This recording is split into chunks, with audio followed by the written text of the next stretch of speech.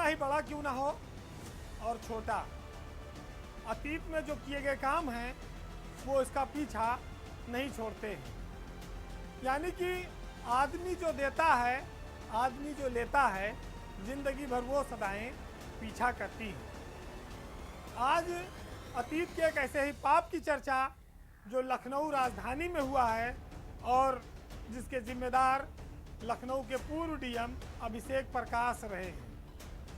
अभिषेक प्रकाश के लखनऊ से विदाई के बाद से अब उनके कारनामे धीरे धीरे खुलने लगे हैं और भ्रष्टाचार की जो परतें हैं वो भी धीरे धीरे सामने आ रही हैं। ये अलग बात है कि सरकार इन भ्रष्टाचारों पर आंखें मूंदे हुए है, वो अपने चहेते अफसर पर कार्रवाई करने को तैयार नहीं है। लेकिन हम आपके सामने कुछ चीज़ें लाएंगे।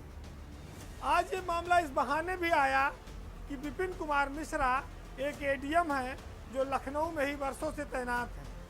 पहले यहीं पर वो एडीएम वित्त थे, अब उनको एडीएम प्रशासन बनाया गया है। उनकी तैनाती के बाद कुछ चीज़ें, कुछ पन्ने पिछले पलटने जरूरी हो जाते हैं। सबसे पहले सरोजनी नगर तहसील के डिफेंस कॉरिडोर में जमीन अधिग्रहण के धांधली की बात, जो अभिषेक प्रकाश के रहते उनके संरक्षण में उनके चहेते अधिकारी कानून गो जितेंद्र सिंह ने किया था। बंथरा के भटगांव इलाके में जमीन अधिग्रहण में जो गरीबों की जमीन लूटी गई, उसमें जितेंद्र सिंह नाम के कानून गो का बहुत बड़ा रोल था। अब वो जिन्न दोबारा बाहर आया है क्योंकि जितेंद्र सिंह की जो जांच थी निलंबन की, बहाली की, वो वर्तमान में जो आज एडीएम प्रशासन बनाए गए हैं इन्हीं ने की थी। तो अब आप इस पर आते हैं पहले कि भटगांव में जो ज़मीनों की लूट हुई उसमें मुआवजे का जो खेल हुआ वो कैसे हुआ। इसमें मामला आगे चल के राजस्व परिषद के विवेकानंद डोबरियाल से भी जुड़ेगा। पहले आएंगे आप कि जब सरकार ने डिफेंस कॉरिडोर के नाम पर बंथरा के भटगांव इलाके में ज़मीनों का अधिग्रहण शुरू किया तो अफसरों ने अपने चहेते लोगों के माध्यम से वहां गरीबों की ज़मीनें औने पौने कौड़ियों के भाव खरीदनी शुरू कर दी, क्योंकि उनको मालूम था कि अब बहुत जल्दी यहाँ ज़मीनों का अधिग्रहण होगा और 4 गुना ज़्यादा मुआवजा मिलेगा।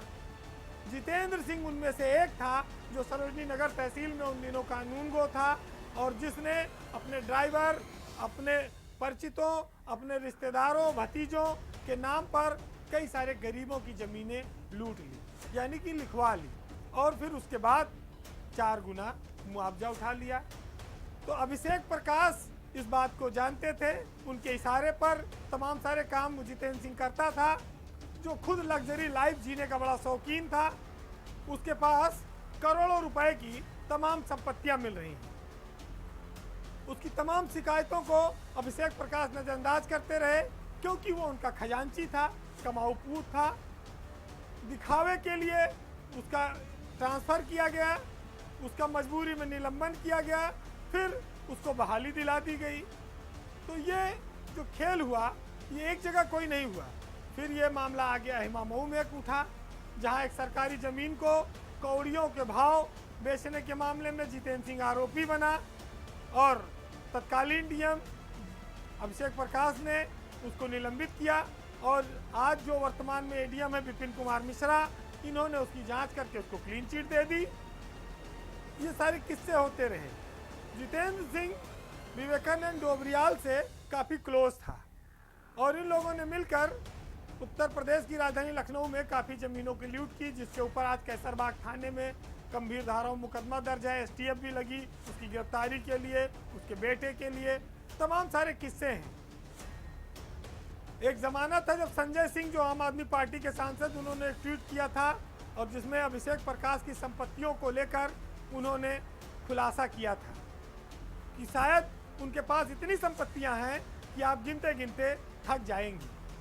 एक अधिकारी सरकार की नाक के नीचे बैठकर कैसे इतना बड़ा बड़ा भ्रष्टाचार करता रहा और सरकार आंखें मूंदे रही। बड़ा आश्चर्य होता है कि ऐसा कैसे लोग कर जाते हैं। अब बात आती है कि अभिषेक प्रकाश के मामले में सरकार क्या कोई जांच कराएगी।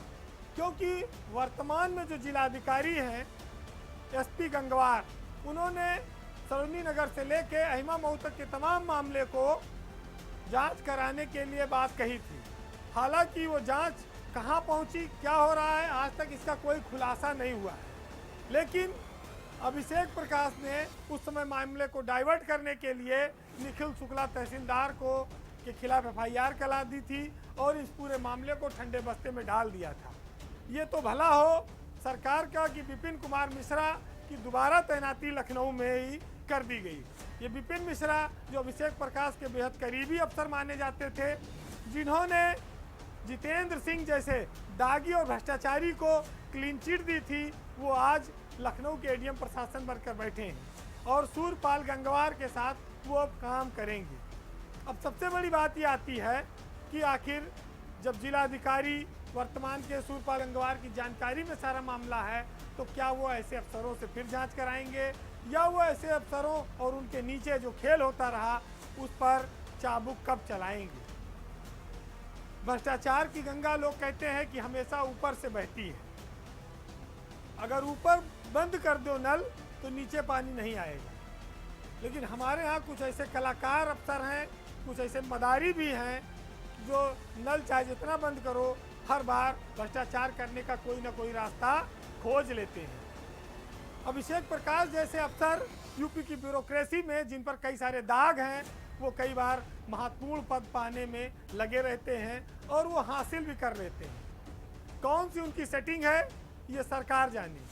लेकिन पावर सेंटर में आज इतना ही, और आपको जाते जाते खुर्शीद अहमद की हम कुछ लाइनों के साथ छोड़ जाएंगे कि करतब का नाकाम मदारी कुछ ओछे हथियार लिए बारी बारी देख रहा है किसमें कितना पानी है। गुल का मस्कन बेच दिया है, खार का मधुबन बेच दिया, और उसको माली कैसे कह दूं जिसने गुलशन बेच दिया। नमस्कार।